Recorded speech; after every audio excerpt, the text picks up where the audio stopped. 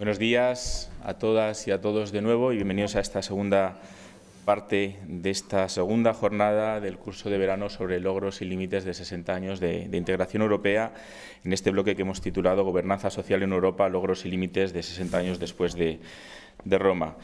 Tenemos en esta ocasión con nosotros a Eugenio Nassarre Goicoechea. Él es licenciado en Derecho, Filosofía y Letras y Ciencias Políticas y Económicas y graduado en Periodismo. Es funcionario perteneciente al Cuerpo Superior de Administraciones Civiles del Estado y fue miembro del Congreso de los Diputados por el Partido Popular. Inició su andadura política durante la época de la Transición Española, militando en Izquierda Democrática, el Partido Democristiano de Joaquín Ruiz Jiménez. Entre el 94 y 96 fue miembro del Consejo de Administración de Radio Televisión Española y, tras la victoria del Partido Popular en las elecciones generales del 96, fue nombrado por entonces ministra de Educación Esperanza Aguirre secretario general de Educación, cargo que ocupó hasta 1998. Iba a decir además que actualmente es presidente del movimiento europeo, del Consejo Federal Español del Movimiento Europeo. Ha habido un pequeño cambio hace apenas una semana. Sigue siendo vicepresidente, si estoy bien informado. Y bueno, también es una de las razones por la que te tenemos aquí, porque bueno, pues llevas trabajando en el campo europeo en muchísimos años, ha pasado también ya por nuestras aulas en anteriores ocasiones y, como siempre, es un honor y un verdadero placer tenerte aquí con nosotros. Eugenio, muchas gracias por haber aceptado nuestra invitación y la audiencia es toda tuya.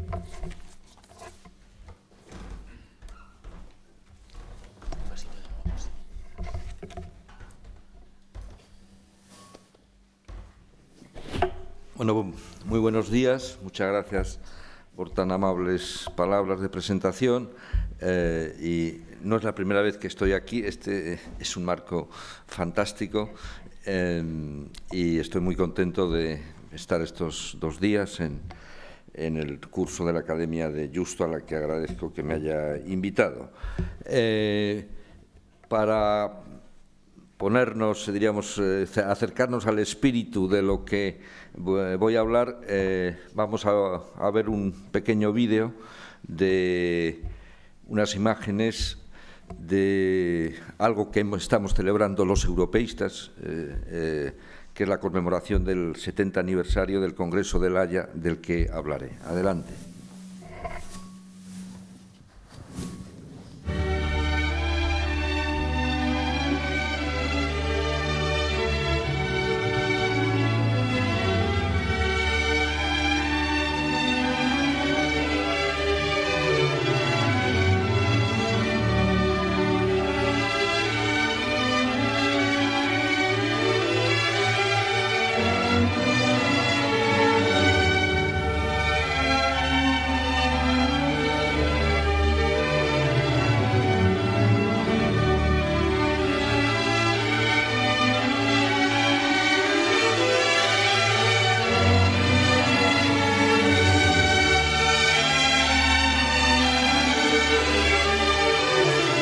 Not a movement of parties, but a movement of people. It must be all for all. Europe can only be united by the heartfelt wish and vehement expression of the great majority of all the peoples in all the parties, in all the freedom-loving countries, no matter where they dwell or how they vote. We cannot aim at anything less than the union of Europe as a whole, and we look forward with confidence to the day when that union will be achieved.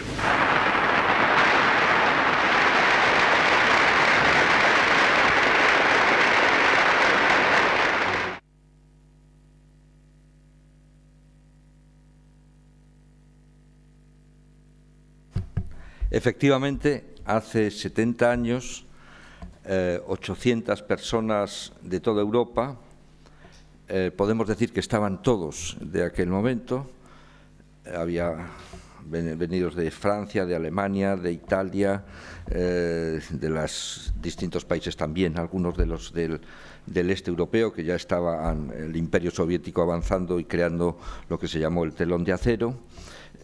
Había democristianos, liberales, socialistas, de todas las familias políticas europeas, estaban todos los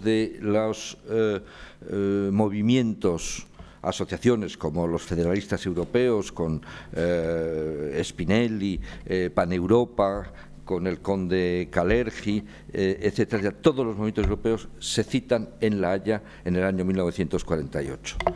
Ese mismo año, 1948, el Festival de Locarno premiaba una película de Rossellini, una de las famosas del trío de neorrealismo, las 3 películas de neorrealismo de Rossellini, que era Germania Anno Zero, Alemania Año Cero. Si recordáis, la película la hizo Rossellini en el Berlín real devastado, y se nota en unas imágenes sobrecogedoras de una ciudad absolutamente destruida, en un edificio de esa ciudad con frío, malvive una familia, el padre había tener una pulmonía, algo, está postrado en la cama, y un adolescente, Edmund, su hermana se dedica a la prostitución para sacar algo de dinero en aquella Alemania, deambula, ve a un preceptor nazi que había tenido, le cuenta la situación desesperada, el preceptor le dice solo los fuertes pueden sobrevivir, y él toma un veneno, se lo da a su padre y muere. Y el final de la película es sobrecogedor. El féretro del padre va por esas calles llenas de escombros de Berlín, sube a una iglesia y desde el campanario se tira y se suicida. Entonces, el mensaje de Rossellini era contaba el suicidio de Europa, representado en Edmund, y apelaba a que Europa necesitaba una reconstrucción no solo económica de esa Europa devastada, sino moral, basada en la dignidad de la persona humana frente a los totalitarismos que, en fin, habían hecho enloquecer a buena parte de los pueblos europeos. Yo creo que ese espíritu está en los que hemos visto que se reúnen en La Haya. El acto de La Haya, nosotros los europeístas lo consideramos como un hecho fundacional. Un gran europeísta como Miguel Martínez Cuadrado dice, utilizando el Aburbe Condita de Tito Livio, Europa Condita de Tito Livio fue en La Haya 1948, en mayo, es el hecho fundacional. Y en La Haya no solo se congregan los 800 beneméritos señores a los que hemos visto en la pantalla, sino que elaboran una serie de resoluciones como compromiso de todos ellos para la construcción de una Europa diferente que evite su suicidio, su destrucción posterior,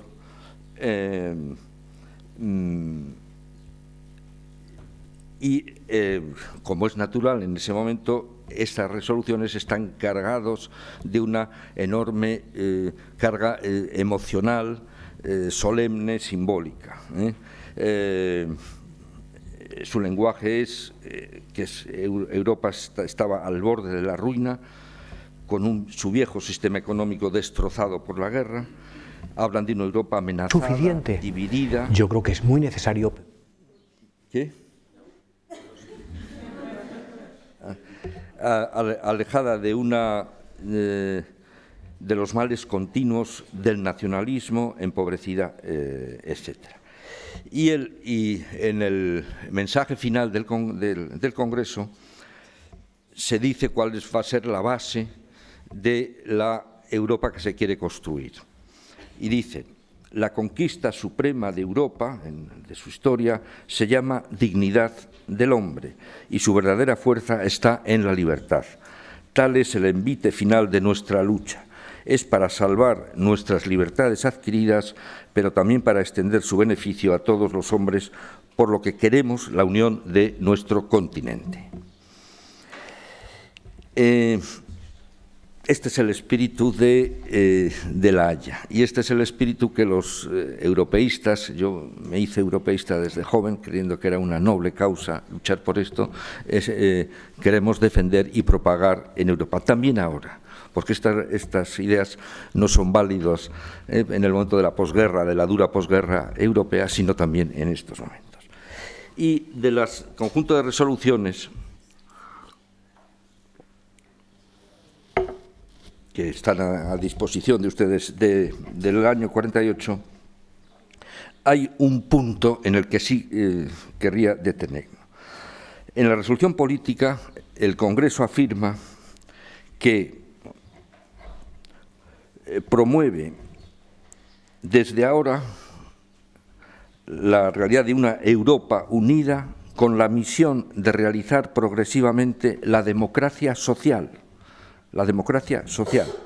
cuyo objetivo es liberar al hombre de todo tipo de esclavitud y de toda inseguridad económica, de igual modo que la democracia política aspira a protegerlo contra la arbitrariedad del poder. Es decir, el proyecto fundacional de esta Europa, de la Europa que se ha ido construyendo, de los pasos fundadores, es aquella en que lo que podemos llamar el concepto de democracia política, que es crear el sistema de libertades, una democracia con elecciones, tal que todo eso se defiende en las resoluciones del Congreso de La Haya, está indisolublemente unida a la democracia social. Es decir, es un club de naciones que adoptan como dos pilares lo que podemos llamar la democracia política y la democracia social. Eso tiene unas consecuencias muy importantes para el tipo de democracia que se han dotado los países de la Unión Europea. Ya que lo que yo llamo en estos momentos el primer pacto social europeo que se produce precisamente en estos años. Y es que se aleja inevitablemente este tipo de democracia social del modelo de un Estado abstencionista basado exclusivamente en el laissez-faire, laissez-passer, y que nada más tenía como misiones fundamentales el mantenimiento del orden público, la libertad, la política exterior, la defensa de la nación, para decir el Estado tiene también que tener una nueva misión, que es procurar lo que ya a partir de este momento, este año 1948, también es importante porque en diciembre vamos a conmemorar el 70 aniversario de la Declaración de Derechos del Hombre de las Naciones Unidas, aparecen lo que hemos llamado los derechos económicos y sociales. ¿Cuál es? Entonces, aquí, con esta voluntad, se nos plantean dos problemas o dos cuestiones. Uno, ¿en qué marco económico se debe de desarrollar, en fin, este nuevo modelo de democracia social, que tiene que ser compatible, evidentemente, no compatible, complementaria, unida a la democracia política.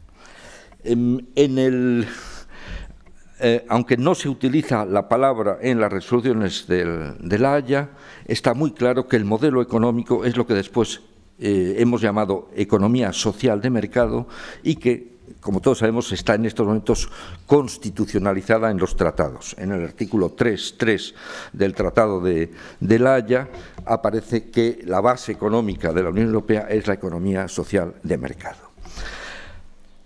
Me van a permitir que dedique 4 o 5 minutos porque la gente no sabe bien lo que es la economía social de mercado. Cuando yo digo la economía social de mercado, ¿qué es y tal? Bueno, pues la economía social de mercado no es un nombre que surge de la nada, sino que tiene una historia doctrinal, científica, en fin, por acumulación de distintas contribuciones y con unos ciertos elementos.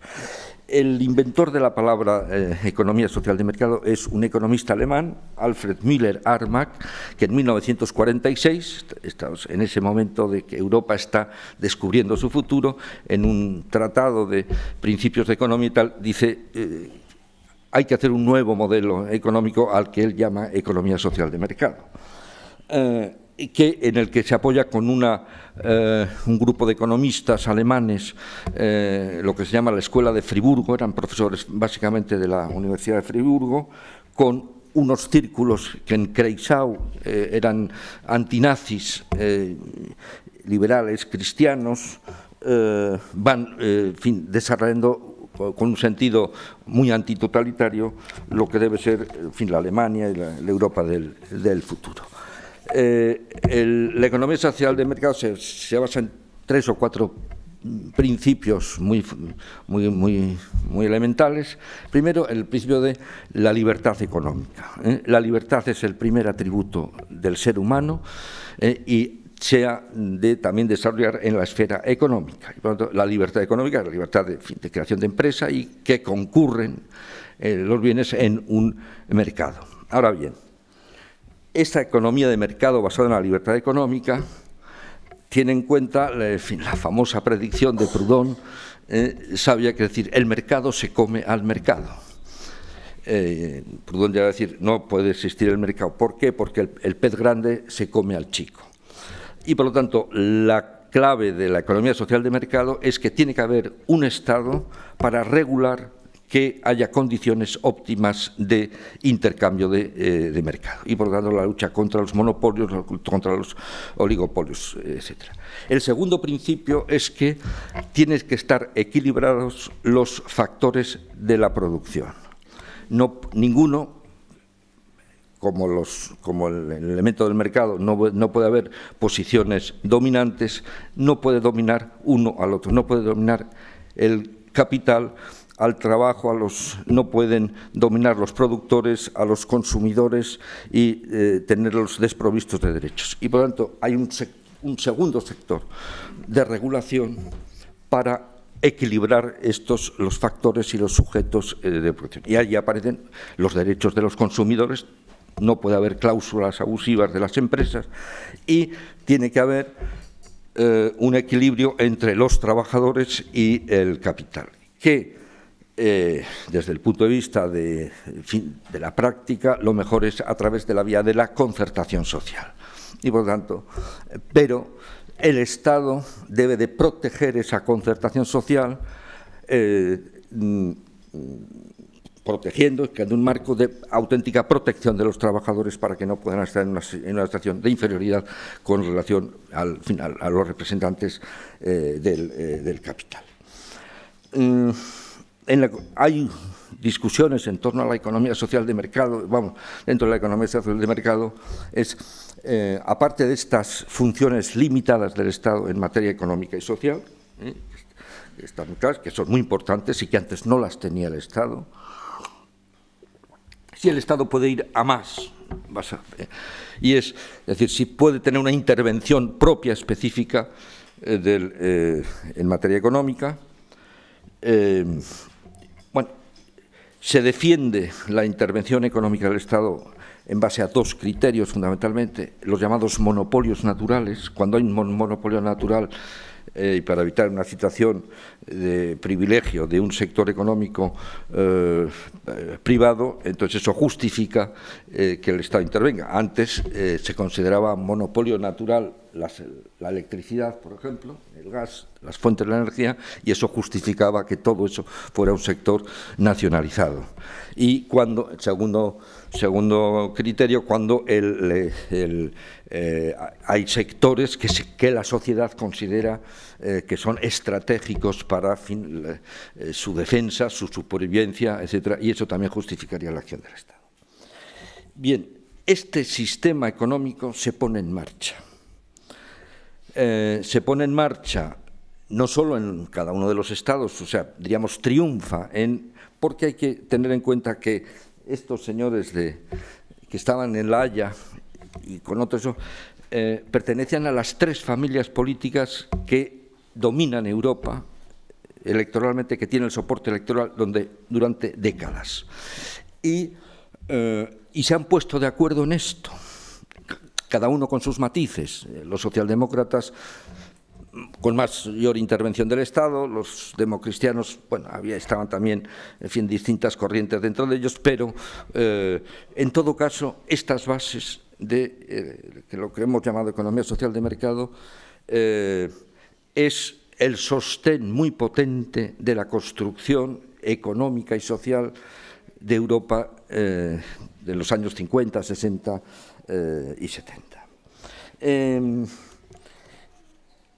Y este sistema compitió durante 40 años con otro modelo económico que estaba ahí. Los que somos viejos del lugar, cuando yo estudiaba en la facultad, bueno, había que estudiar el modelo soviético, económico, o el llamado socialismo real, basado en la planificación centralizada, en que no había libertad económica, en que todos se asignaban en los directivos de la planificación soviética, etcétera.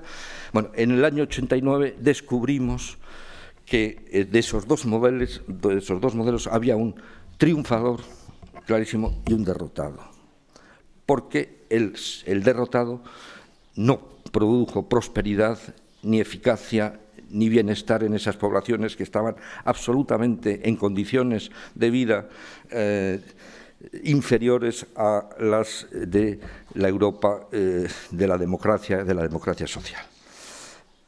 Por tanto, la caída del muro de Berlín es otra fecha histórica que las generaciones europeas deberían de conocer y reflexionar sobre cuáles son sus consecuencias.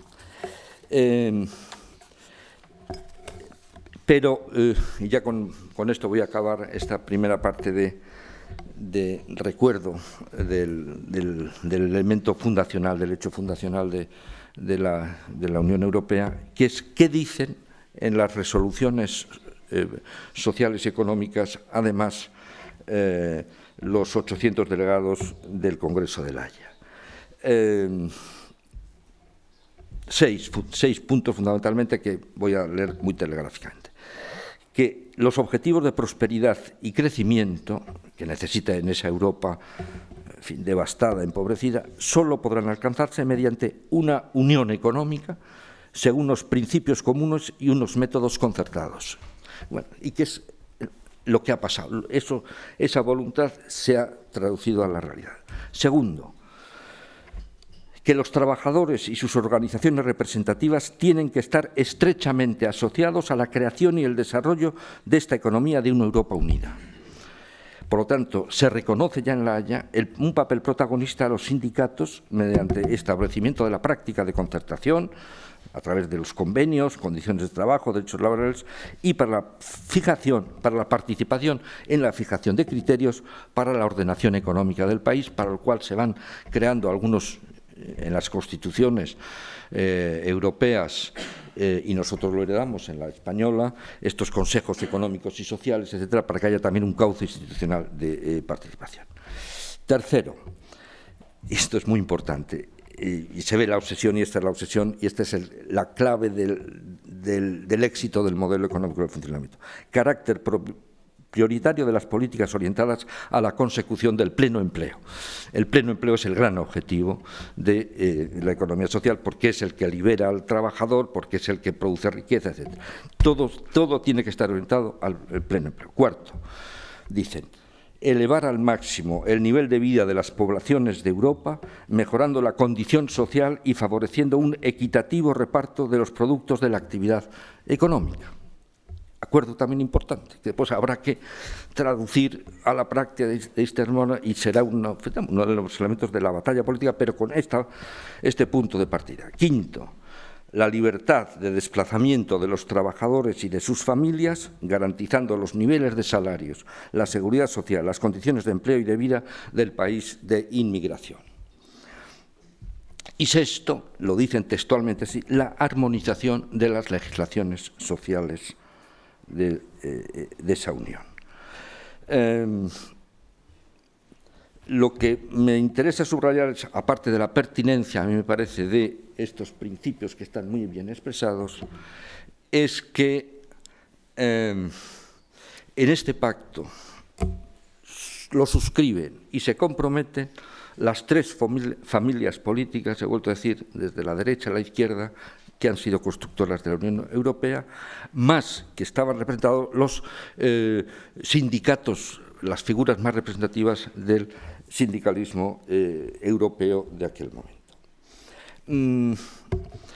Bueno, y ahora vamos a hablar de la actualidad. Han pasado muchos años, se ha ido construyendo Europa, se cayó el muro de Berlín, llegó Maastricht, se amplió la Unión Europea ya en los pequeños pasos de los que hablaba la profesora Freixas, se constituyeron en un gran paso con Maastricht,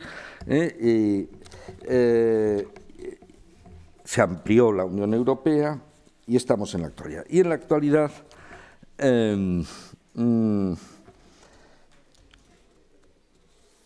lo que nos ha pasado es que llegó la gran crisis.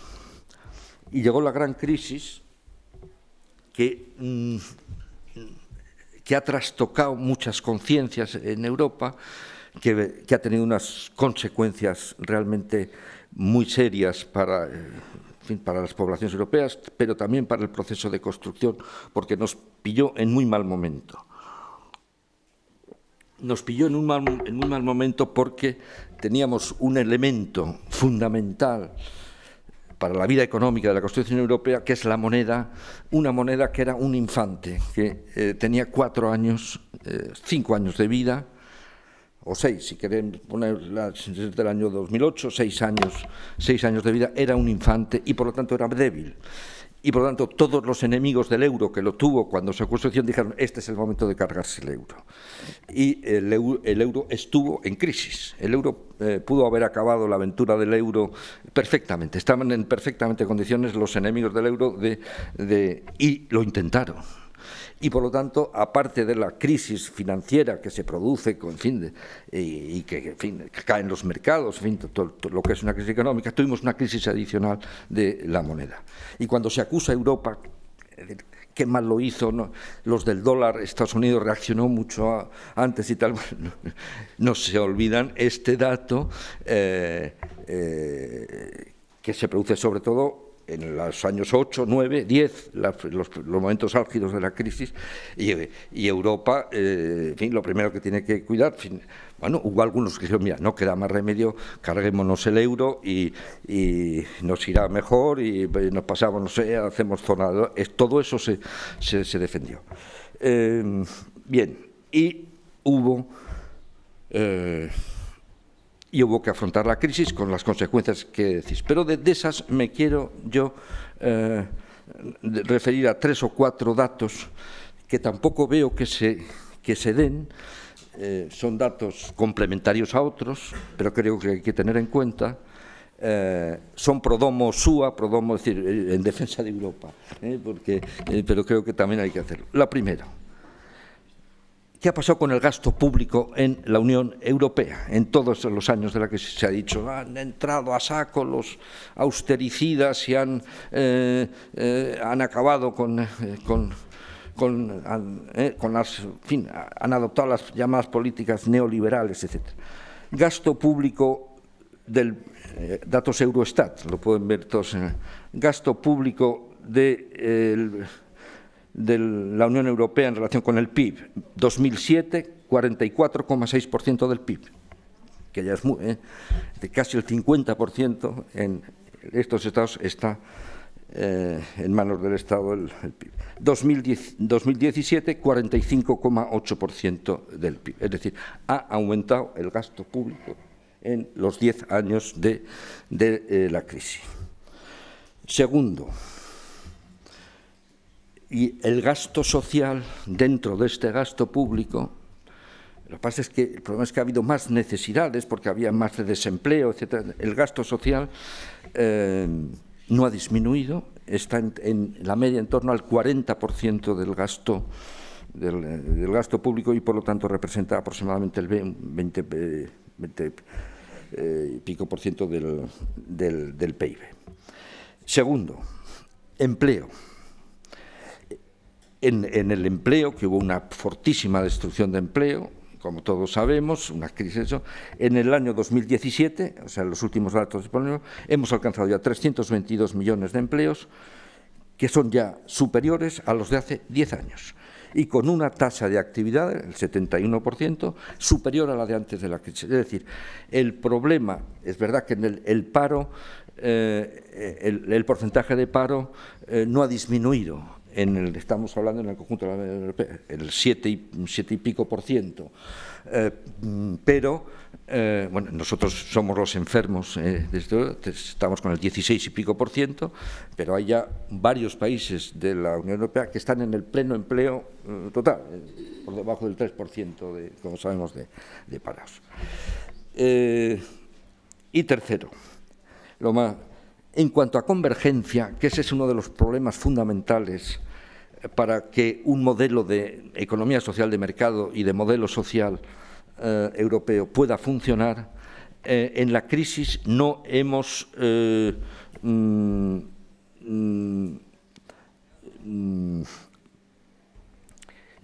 empeorado, sino todo lo contrario.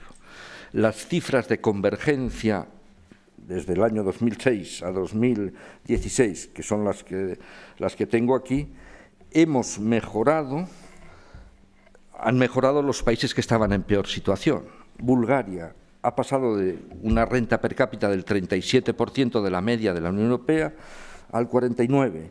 Rumanía del 39 al 63, la Polonia que ahora se queja tanto de Europa, del 51 al 70%. Todos los países con rentas inferiores han mejorado. Y ha habido unos países perdedores. Grecia, que ha pasado, estaba en el 96% al 67%, menos que Polonia. España, que del 103 que estaba ha pasado al 92%. Italia, que del 108 que estaba ha pasado al 96%. Es decir, algunos países, curiosamente del sur de Europa, pero en términos, diríamos, globales, el proceso de convergencia, por lo tanto de igualación de las condiciones socioeconómicas de Europa ha mejorado. En todo caso, Europa es consciente de que la gran crisis ha creado unas secuelas, aunque hayamos, digamos, oficialmente, formalmente, yo creo que sí se puede decir que hemos salido de la crisis en los datos macroeconómicos, hay más trabajadores que antes de la crisis, el PIB ya es superior que antes de la crisis, etcétera, etcétera. Los datos grandes, pero ha creado muchas secuelas, por dos razones, porque ha sido una crisis muy prolongada. Se dice que Gran Bretaña cambió después de la Primera Guerra Mundial, porque la Primera Guerra Mundial, que fue muy larga, de varios años, cambió las condiciones, los hombres se habían tenido que ir a luchar, las mujeres empezaron a trabajar. Entonces, la Inglaterra después de la Primera Guerra Mundial tenía que ser distinta. Yo creo que nosotros nos tenemos que plantear que la Europa después de la gran crisis tiene que ser también algo distinta, y eso es en lo que estamos, en las secuelas de la crisis, a la que se añade algo que, en fin, todos somos muy conscientes, pero es de una enorme importancia, y es que eso que hemos llamado la globalización, el mundo globalizado, es la nueva realidad en que sobre todo los jóvenes se van a encontrar, y eso tiene unas consecuencias. Eso sí que es un cambio muy sustantivo al que había cuando hemos visto a los señores de la Segunda Guerra Mundial, que era, bueno, había comercio internacional, etcétera, pero no es esto que hemos llamado la globalización. Y eso nos afecta, y eso tiene que ser las bases del nuevo, lo que yo llamo la necesidad del nuevo pacto social europeo. Es verdad que en noviembre del 2017 la Unión Europea, aunque algo tarde, reaccionó con la cumbre de Gotemburgo. Ayer yo me imagino que hizo algo de referencia a Alejandro Cercas en su ponencia, y por lo tanto yo valoro muy positivamente a la cumbre de Gotemburgo, porque me parece que, a pesar de que, bueno, algunos han dicho, hombre, no ha llegado a tanto y tal, todo compromiso es insatisfactorio. Es decir, estoy seguro que en las del año 48, lo que hicieron, unos quedaron más satisfechos que otros, hay que buscar el punto de... Y yo creo que el de Gotemburgo, primero, lo que es más importante, el espíritu de la democracia social, de los compromisos sociales existe. Es un compromiso asumido por todos los Estados en una cumbre, respaldado con el Parlamento, aunque el Parlamento obviamente quería más, y que, aunque algunos han dicho, hombre, es insuficiente, querríamos vínculos jurídicos, supone unos claros compromisos políticos, de tal manera que yo creo que una interpretación adecuada, correcta de Gotemburgo es que si un Estado no hace, es decir, actúa en contra de los principios de Gotemburgo, se le puede acusar, se le puede denunciar. Es decir, hay un compromiso de los Estados que tienen que hacer algo. ¿Hasta dónde? Yo siempre digo, acudo al maestro Sartori, Giovanni Sartori, que precisamente después de la caída del muro de Berlín escribió un libro muy enjundioso sobre la democracia después de la caída del muro, en el que dice los derechos económicos y sociales, ojo, cuidado, porque son derechos con coste. Son derechos que cuestan, que necesitan recursos y, por lo tanto, nunca pueden ser considerados variables independientes, son variables dependientes. Y el sistema de sanidad de Bulgaria y de Rumanía no puede ser el mismo que el de Holanda o Luxemburgo. Y, por lo tanto, esta es mi interpretación, después lo podemos discutir. Mi interpretación es que Gotemburgo lo que marca es una reafirmación de estos objetivos y principios con unos mecanismos que probablemente se habrá referido el profesor Cercas,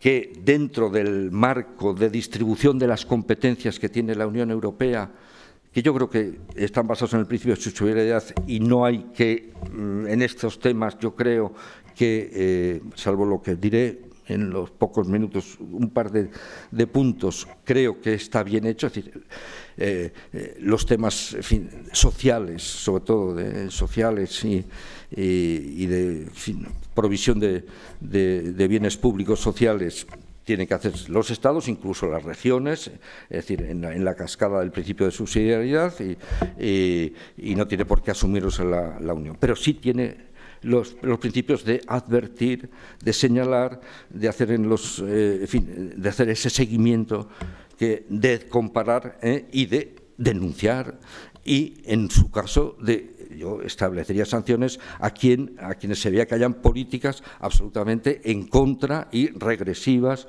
que no estén absolutamente justificadas. Es decir, si hay una crisis económica y no puedo contratar médicos, pues no lo puedo hacer, ¿no? Pero en los Estados. Y lo último que quiero ya decir,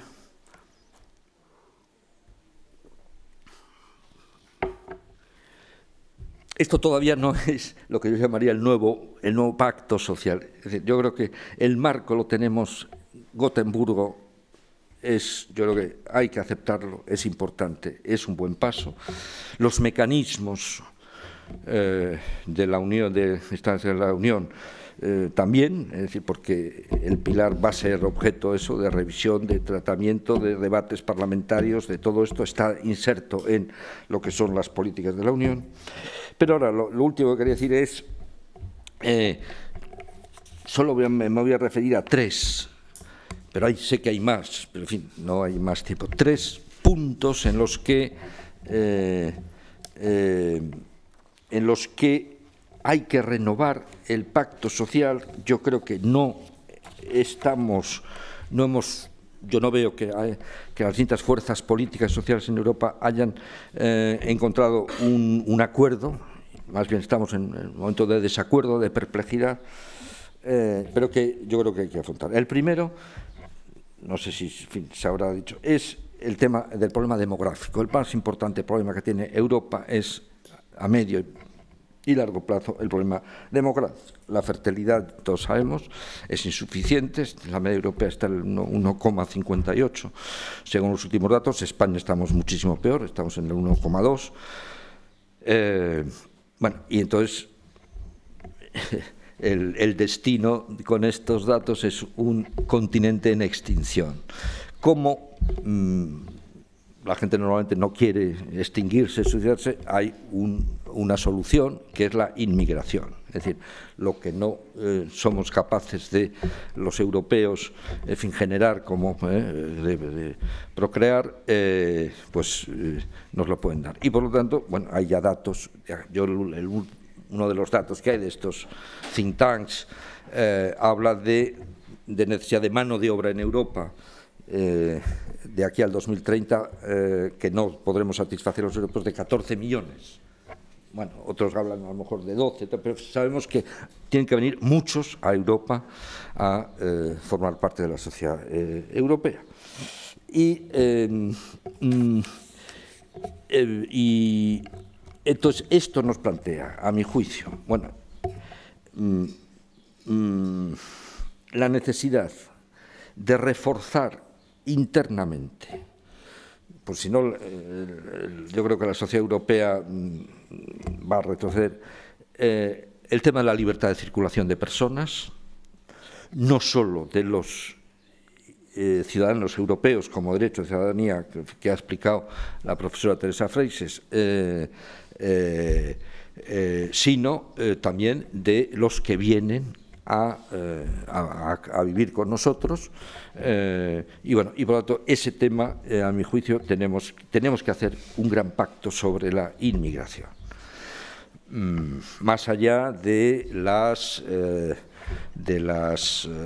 urgencias, de los parches y tal, eso con motivo de las urgencias, y eso no lo tenemos, y yo creo que se convierte en un objeto muy deseable el alcanzar este pacto. Evidentemente tenemos que tener fronteras. Yo creo que yo no soy partidario de la abolición de las fronteras, porque es la destrucción de eso que llamamos, de un poder del Estado que tiene que proteger a los que están. Eso sería inviable. Eso. Alejandro Cercas dice que el modelo social europeo no es una utopía, y yo estoy de acuerdo, no ha sido, y ha sido es una realidad insuficiente, deficiente, no es un espacio político sin fronteras, eso sí que es una utopía, ¿no? Vamos, que me demuestre alguien que lo contrario. Por lo tanto, sí tenemos que tener fronteras, pero tenemos que tener un acuerdo, un pacto sobre la inmigración. Y en el tema del planteo de democracia tenemos otro problema también de resolver, que es el tema de las pensiones, la atención dentro del gran pacto de dignidad de la persona humana, de la seguridad social, de la seguridad, es unas pensiones a la población, pero tienen que ser viables. Me faltan 2 minutos, pero les voy a contar nada más una anécdota. Yo tengo una hermana, profesora de instituto. Los profesores de instituto y tal tienen en España el privilegio de que a los 60 años ya se pueden jubilar con todos los derechos. Ella tenía 63, pero bueno, tuvo problemas en su instituto, como pasa tal, ya digo, no puedo más, me jubilo. Bueno,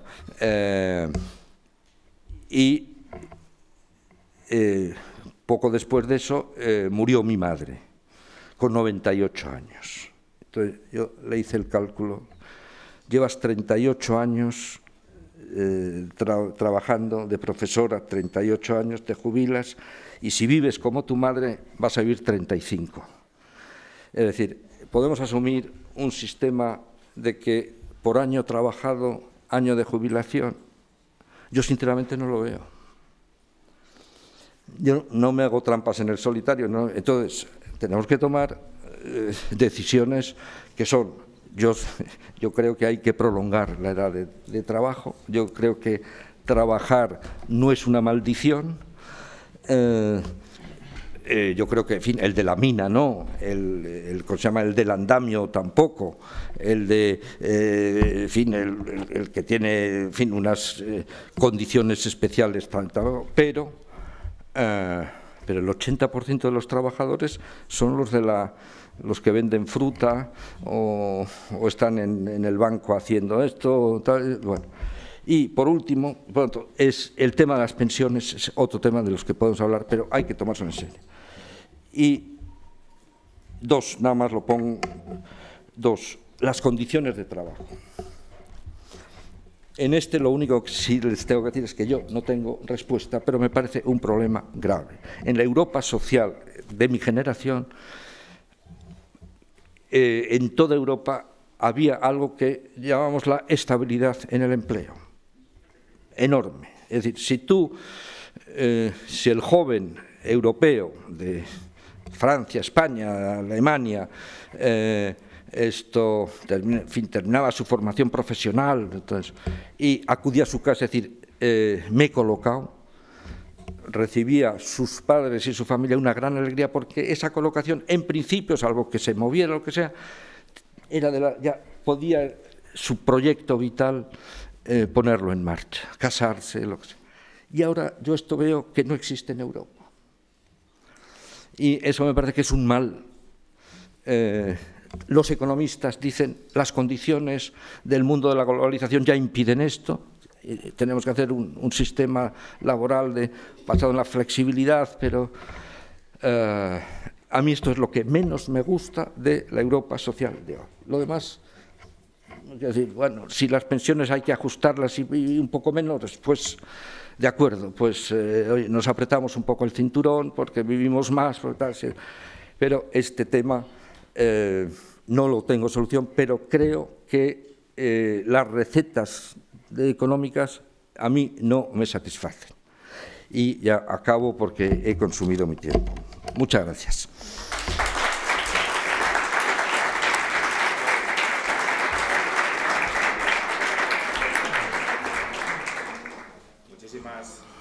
Sí, muchísimas gracias, Eugenio. Sin duda has tocado un tema principal en el que ayer ya Alejandro nos dio algunas pistas y seguramente tiene algo que decir, añadir o comentar, quizás no. Pero que además es un tema que toca a muchos de los aquí presentes, ¿no? Porque estamos hablando del futuro, de muchos de los que están aquí ahora estudiando tendrán que definir, ¿no?, de cara a su futuro laboral. Yo, en base a lo que acabas de decir ahora mismo, recuerdo cuando era estudiante, que tampoco ha pasado tanto tiempo, pero ha pasado algún tiempo, se me decía, bueno, pues lo normal es que en nuestra época, cuando tú salías del mercado laboral, el puesto que ibas a tener de trabajo te iba a durar, pues ibas a tener como una media de 2 o 3 puestos de trabajo a lo largo de tu vida. Cuando la media ahora mismo, pues estamos hablando de 8, 10, 12 puestos de trabajo. ¿Cómo ha cambiado el modelo? Simplemente en esa seguridad que te puede dar, pues, quizá debido a la globalización, ¿no? Pero a la estabilidad que puedas tener, ¿no? Y cómo Europa puede ser una solución a esa incertidumbre que nos ofrece el mercado laboral de hoy en día. Has mencionado una cosa que me ha parecido bastante importante en torno a esto del Pacto Social Europeo y a la economía social del mercado. Me parece clave lo que es la protección de los trabajadores. Y estamos ahora en un debate que yo quisiera tener tu opinión sobre el tema, porque has hablado de las pensiones, pero ahora mismo en Europa se está hablando también de 2 temas principales. Uno es el tema del desempleo, la ayuda al desempleo a nivel europeo, y otro es el tema de la seguridad social y la protección a la seguridad social, donde los países, pues cada uno tiene su sistema. Aquí hemos tenido debates con Simone Veil, donde ella decía que para nadie sería imposible llegar a una armonización de los sistemas de seguridad social a nivel europeo. Sí que se ha avanzado bastante. ¿Cómo ves tú estos 2 temas de cara al futuro de Europa? Sobre todo, en especial, a lo mejor hay uno que nos afecta mucho porque es una de las principales preocupaciones, por lo menos a nivel estatal, de los ciudadanos europeos, que es el tema del desempleo y el tema del paro. Porque eso también afecta a los derechos que mencionaba antes Teresa Fraser, ¿no? En el sentido de, para poder ejercer realmente nuestros derechos necesitamos tener mucha más confianza en que nos podamos mover, en que podamos viajar por cada país con los mismos derechos que tiene cualquier otra persona que vive o que se mueve dentro de su país. Entonces esa sería un poco la pregunta que yo dejaría en el aire. Y bueno, aquí los afectados también tenéis mucho que decir, con lo cual ir pensando en las preguntas que vais haciendo, y si queréis, como de momento no veo manos levantadas, ya veo 1, 2, sí, venga, pues ¿quieres que cojamos alguna pregunta más o prefieres contestar inicialmente 3? A ver, sí, por ahí. Bueno, entonces voy contestando a todas, ¿no? Sí, vas cogiendo varias.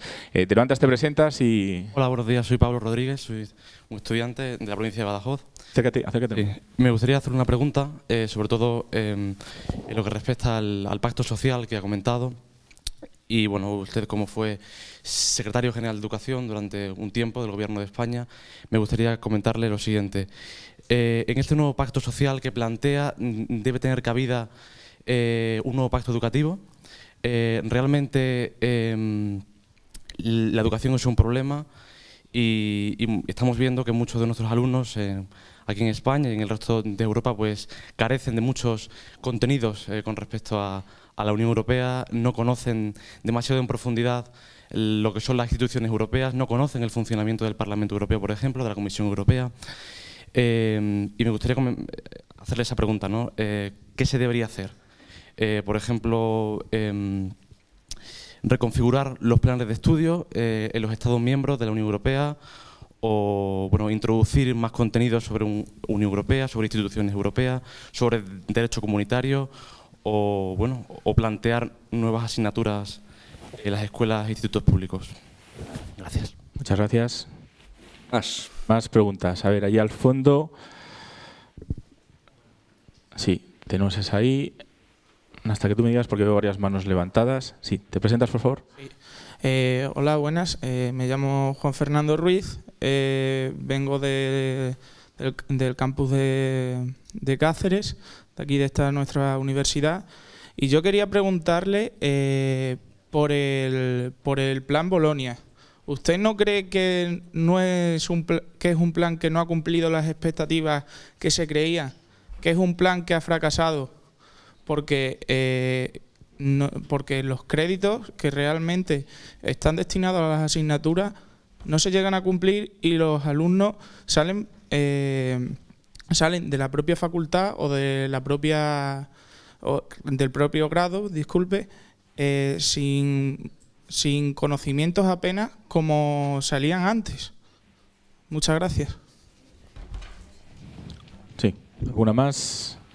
Venga, otra por allí y, bueno, y por aquí también, ¿no? Estoy viendo por aquí. Sí. Aquí. Hola, buenos días. Mi nombre es Jacob Clavel. Quería reflexionar un poco en torno a cosas que se han expuesto por tu parte en esta ponencia. Quería decir que, por ejemplo, es cierto que en lo relativo a la política económica después de la Segunda Guerra Mundial, es cierto que se produce por sobre todo un intento de que no volvamos a un conflicto militar, muchas veces en torno a planos económicos, pero que también es producto esa política a la crisis del 29. A la crisis del 29 que derivan en otro tipo de circunstancias, totalitarismos y tal cual. Y lo que se produce a partir del 29 son dos conceptos, una escuela más austríaca, más liberal, y otra el Keynes y el keynesianismo. Hay que entender eso, y lo que al final acaba siendo axiomático es las posturas y postulados, las tesis de Keynes, ¿no?, que se llevan implementando en Europa hasta los años 70, luego llega Margaret Thatcher, bueno, en Estados Unidos sale Ronald Reagan, ¿no?, las tesis neoliberales, ¿no? En Europa y en la Europa continental no se acaban de aplicar del todo, aunque sí que cuando cae el muro de Berlín se acaban imponiéndose las privatizaciones, una cierta política neoliberal, pero, y aquí esta es mi pregunta, ¿es cierto que Europa apuesta más por la competitividad y el libre mercado que incluso los estados nacionales? Es decir, los estados nacionales que componen la Unión Europea son una rémora al libre mercado que propugna la Unión Europea, porque aquí se ha hablado antes de roaming, y el roaming y los lobbies que actúan dentro del Parlamento Europeo, que tienen influencia sobre los parlamentarios. Hay ciertas telecos, ¿no?, que habían sido antes estatales, luego fueron privatizadas, muchas veces amparadas por ciertas, digamos así, puertas giratorias, ¿no?, privilegios que se le da a ciertas empresas, ¿no? Sin embargo, llegan otras multinacionales que son más globales, ¿no?, Internet, y sí que empiezan a apostar y crean lobbies propios y empiezan a presionar a algunos parlamentarios, y se acaba consiguiendo que eso se acaba aboliendo, ¿no? Pero eso se puede aplicar a muchos aspectos, ¿no?, eléctricas, telecomunicaciones, etcétera, etcétera, un largo etcétera, ¿no? Es la Unión Europea mucho más liberal que los mismos estados nacionales, y por eso los estados nacionales se resisten a perder competencias de determinados aspectos y que ellas salen favorecidas, ¿no? Es un conflicto de intereses que existe ahí. Y muchas gracias, ¿vale? Muchas gracias. Podemos ir contestando estas preguntas de momento y... Una última, pues si no ya demasiadas. Podemos contestar estas y luego vemos si hay alguna más, sí. Voy a contestar, empezando por la última, porque me parece muy interesante y es un tema clave en estos momentos para la Unión Europea. Es un tema de debate. Yo creo que está en el centro del debate europeísta y yo aquí lo único que les puedo decir es, respetando todas las posiciones ajenas, decirles la mía. Efectivamente, en el Tratado de Lisboa, que es, digamos, en fin, la consolidación de los previos tratados que van arrancando desde el de Roma del 56, hay una constitución económica de Europa. A mi juicio es la mejor. A mi juicio no hay eso que los constitucionalistas llaman como una parte material de la Constitución económica. No hay mejor en las de las constituciones de los Estados. Y efectivamente está basada en una defensa muy potente de la libertad económica, de un mercado, en fin, ahora de 500 millones de personas, de un mercado único, integrado, basado en las 4 libertades y todo esto, y por tanto, y los garantes de esos tratados, que es, en fin, la Comisión, bueno, el Tribunal, etcétera, van a defender eso. Y efectivamente, quien no está cómodo con este modelo, le entran las tentaciones euroescépticas o de irse de Europa. Y yo creo que efectivamente para ir a una economía en el que, por ejemplo, el Estado haga todo, voy a nacionalizar todo, una más de tipo socialista, eso es incompatible con la Constitución económica, digamos, de Bruselas de hoy y tal vez. Hay otros euroescépticos que han nacido y son los que no creen en el modelo social europeo. Y es uno también de los motivos de irse, es decir, en los del Brexit, los Brexiters, los pro-Brexit, no querían el modelo social europeo. Bueno, no solo en uno de los principios fundamentales, que es el de la libertad de circulación de los trabajadores, sino en toda la legislación que afecta a ese tipo de mundo, eso que tiene que estar garantizado por el Tribunal, y por eso no reconocieron al Tribunal Superior de Justicia. En unas posiciones neoliberales de verdad, no de los que muchas veces nosotros acusamos. Es un neoliberal, que es un señor que, bueno, que quiere bajar del 47% del gasto del PIB al 44%, el 45%. No, el neoliberal es el que lo bajaría al 20% y diría, no hay pensiones públicas. Y tal. Bueno, quiero decir que en eso, pero en fin, eso está dentro de lo que la política a veces este es un neoliberal y tal. Bueno, es decir, pero sí estas posiciones crean euroescépticos. Yo a todos los euroescépticos que, vamos, a todos estos más cercanos a los neoliberales que me he encontrado en fin, en España y fuera de España y tal, eso, tienen un punto de euroescepticismo clarísimo. Querríamos, Bruselas nos encorseta con esto del modelo social,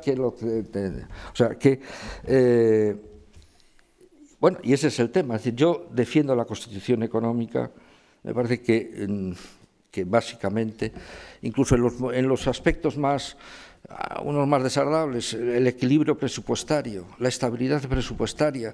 Yo soy partidario del equilibrio presupuestario no por motivos políticos, económicos, por motivos morales, que para mí tienen más importancia, porque yo no debo de endeudar a mis futuras generaciones. Es decir, eso de gastarme yo para que me lo paguen mis nietos, pues a mí no me parece bien, salvo en casos tasados, es decir, para hacer la carretera, para hacer unas grandes inversiones, tengo que planificar una inversión, pues sí, me endeudo, como nos endeudamos con la hipoteca de nuestras casas. Pero, segundo, el tema del desempleo está conectado con esto. Vamos a ver, Macron, en su discurso de la Sorbona, dice que efectivamente hay que dar un paso más en el tema de que Europa tiene que acoger más, con mejores instrumentos, este tema de lo que se llama la protección, la función del Estado de protección de los ciudadanos, que incluye la protección social.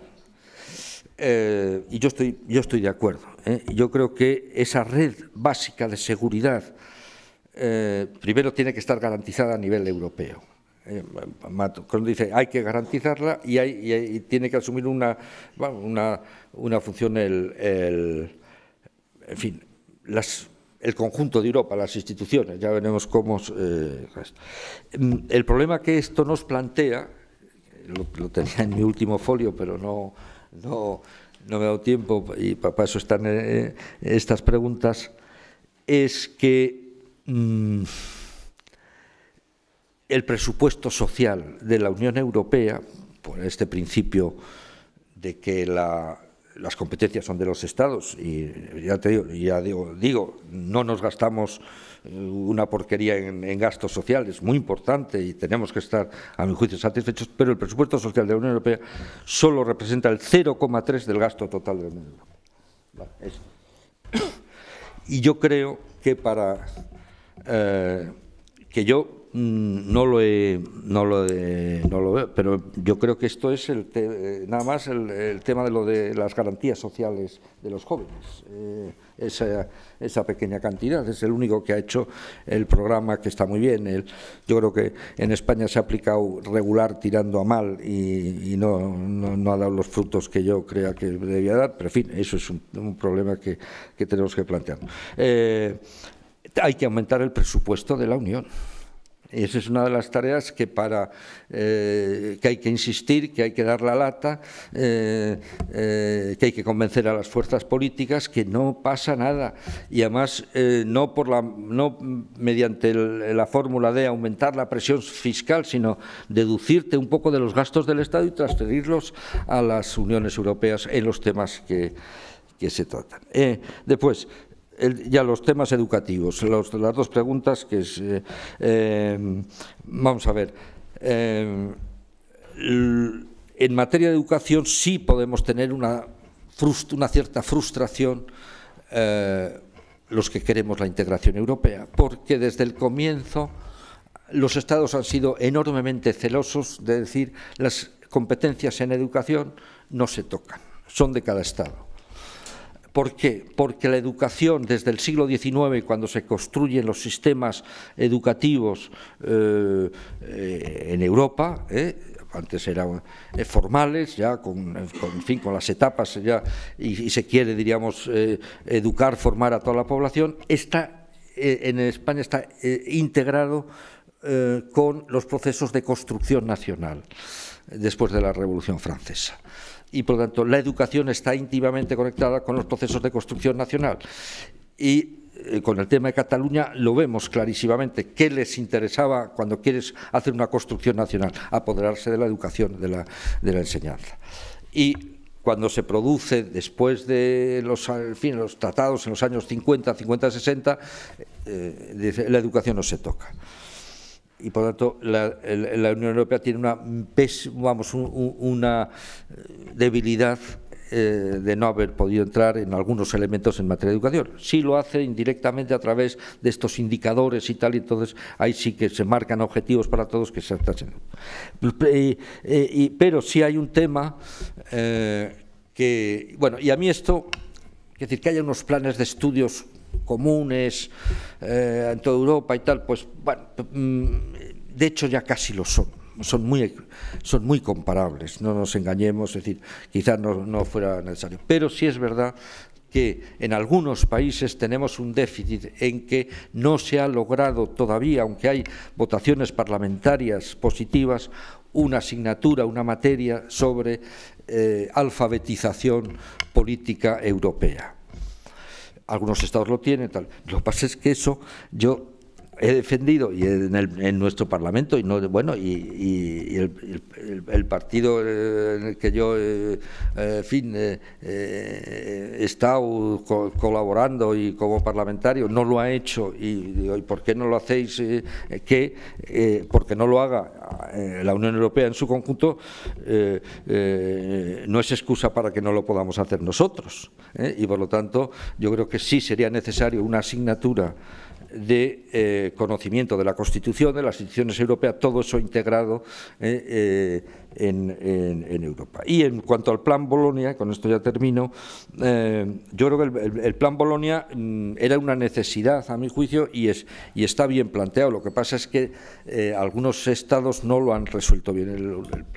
El Plan Bolonia nada más tenía como objetivos muy limitados: hacer un grado, que los estudios universitarios sean 3 grados, 3 niveles, uno primero que es para una cualificación, digamos, profesional, con la que puedes insertarte en fin, como con una habilitación cualificante profesionalmente en el mercado de trabajo europeo y por lo tanto equiparable, y por el que tiene el grado en una universidad de cualquier país europeo está en igualdades condiciones de operar. Y después los otros 2 grados superiores, el máster y el esto. Pero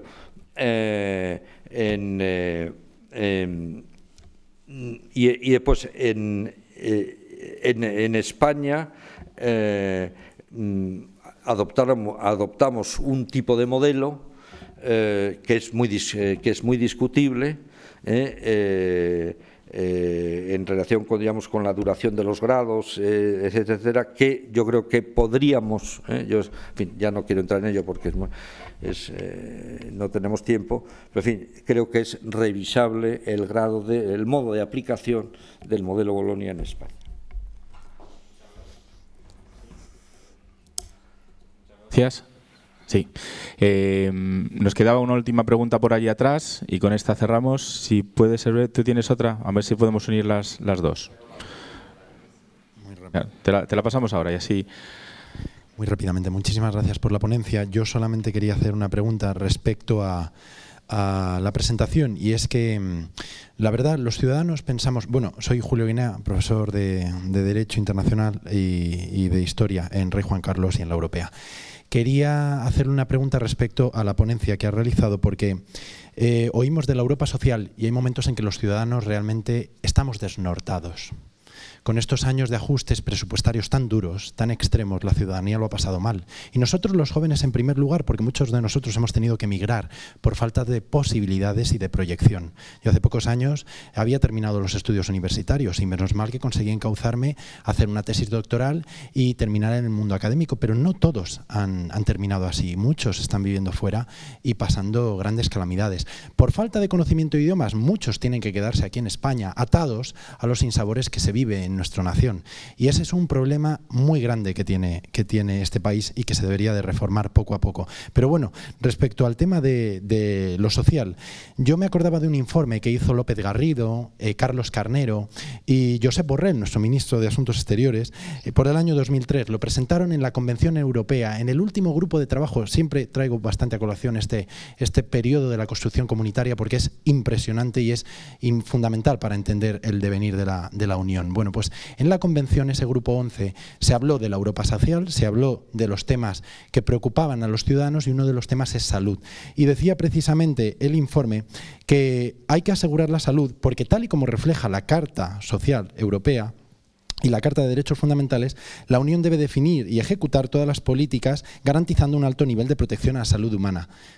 Acabamos de ver el enorme escándalo que ha saltado por los aires, uno de los mayores, y dental, como España no tiene cobertura bucodental para los mayores, para los jóvenes, para la gente de mediana edad, mientras otros estados europeos sí que cubren los tratamientos bucodentales. Ahí como vemos una Europa social, cuando los estados que tienen sus competencias a nivel de seguridad social no dan completos tratamientos para los ciudadanos y vemos este tipo de escándalos que dinamitan a quienes pueden y los que no pueden pagarse tratamientos bucodentales. Esa es una Europa social que está haciendo aguas, por una parte. Y por otra parte, ya termino, en el año 2013, yo en aquel entonces era becario en el Congreso de los Diputados de Izquierda Unida, porque hice las prácticas en el grupo de Izquierda Plural, con Cayo Lara, con Gaspar Llamazares, con Garzón, con este grupo, porque el Grupo Popular y el Socialista no querían becarios que estudiaban políticas, no fuese a ser que se rebelasen. Bueno, pues en esas prácticas en el Congreso de los Diputados, luego se reunió la izquierda europea en el Hotel Auditorium de Madrid. Hicieron unos enormes fastos para elegir al señor Alexis Tsipras. Y yo hablé con Alexis Tsipras y le pregunté, Alexis Tsipras, Pras, ¿esto de la Europa social usted cree en ella? Y me dijo con pocas palabras, la Europa social son solamente conceptos. La realidad realmente está vacía, es vacua. ¿Usted cree en esa afirmación o realmente hace falta dotarla de contenido más allá a lo que han dicho los jefes de Estado y de Gobierno en la Declaración de Gotemburgo? Muchas gracias. Bueno, una pregunta bastante profunda, a ver si podemos ser breves. No, bueno. Y a ti te apuntamos para la primera pregunta de esta tarde de la mesa redonda, que estará el profesor con nosotros también. Tenemos que traer otra jarra de agua, quizás. Hay que ver la realidad de lo que nos ha pasado sin hacernos trampas en el solitario. Y bueno, y efectivamente, después de la democracia, hemos pasado momentos complicados. Yo viví, era un jovenzano, la crisis del petróleo del año 73 en España, que sacudió, en fin, como todos sabemos, toda Europa. Entonces, por fin, no ha sido tan grande como la crisis que hemos pasado del año 2008 a 2002. Yo pongo un ejemplo que afecta a mí, en fin, a mi entorno. Yo soy una persona producto de pura clase media. ¿Cuál es la clase media española, urbana, tal? Digo, pues se puede hacer la muestra, es mi casa, 10 hermanos, nacidos en la posguerra y tal, que hemos procurado que, al final, formar nuestras familias, y tengo pues 28 sobrinos que han ido, en fin, en los años, hijos, en los años 80 y tal, y les pilló la crisis a muchos de ellos terminando sus carreras a través. Las familias de clase media en España no han necesitado emigrar, no han necesitado. Yo, cuando hablamos de emigración, los que sabían antes eso eran otro. 5 sobrinos míos se han marchado. Luxemburgo, Londres, en fin, Alemania, Polonia y Chile. Bueno, y tenemos que reflexionar, ¿es una maldición eso? ¿O es una oportunidad? Es decir, a veces tenemos que afrontar situaciones duras en las vidas nacionales. Es decir, hay y hay novedades que nos afectan. Entonces, en España, hemos sufrido efectivamente una crisis dura, hubo que hacer reajustes, y hay que salir adelante, y dentro de estas secuelas tenemos que decir, oiga, esto, por ejemplo, pensiones. Bueno, hay que decir aquí, yo lo tengo que decir, no estoy, son datos. Las pensiones desde antes de la crisis y después de la crisis en estos momentos no han sufrido ninguna merma de poder adquisitivo, ninguna. Es decir, los jóvenes sí han sufrido, y ha habido unas bajas salariales fuertes, serias y tal. Los pensionistas no, es decir, bueno, era esa opción que tomó España, a través de quien, en fin, estaba en los momentos de tomar esas decisiones. ¿Es la acertada, es la correcta? Había que haber distribuido mejor los sacrificios y menos. Bueno, tenemos nosotros, los pensionistas nos producen en estos momentos en España, porque fue una gran conquista. Quiero decir, la conquista de las pensiones no la hemos perdido. La conquista de la sanidad no la hemos perdido, y la sanidad sigue adelante. Que bueno, lo bucodental, yo no, creo que mi mujer es la que sabe todo esto con más detalle y tal, pero creo que si me quitan una muela sí me la pagan, pero si otras cosas no, unas sí, otras no y tal. Bueno, pues esto, oye, pues si hay que pagar algo en algo tampoco es el derrumbe del sistema o del modelo social. Y en relación con la última frase, es decir, hombre, el modelo social es pura palabrería. Vamos a ver, si fuera pura palabrería, si no hubiera las condiciones de bienestar social protegidas por instituciones, por sanidades públicas en Europa, ¿no vendrían los inmigrantes? ¿No vendrían a un continente que no protege, que está en desamparo la gente, que está a la intemperie, que tienes que... No, yo creo que no vendría, y por lo tanto yo creo que hay que reconocer la realidad. En muchos países europeos el problema es que hay tales niveles de protección con su gente, tales niveles de protección de que nace un niño y te dan unas cantidades que, bueno, que yo no estoy criticando esto, estoy explicando que el miedo a la inmigración es porque saben que si vienen más inmigrantes no van a tener la posibilidad de esos privilegios y esa situación. Eso es lo que nos pasa, ¿no? Es decir, si hubiera mucho menos estado social o estado de bienestar social en Europa, habría menos tendencias de la población hacia la xenofobia o hacia el cierre de fronteras. No nos engañemos. Bueno, y esa es otra discusión. Entrarán, es decir, la pregunta es, ¿deben entrar solo a los que estamos dispuestos a dar el mismo nivel de protección que tienen? Es una cifra limitada. ¿O vamos a ser, digamos, más generosos y que entren más, pero para lo cual habría que disminuir algo nuestros niveles de protección? Son preguntas que son inevitables plantearse.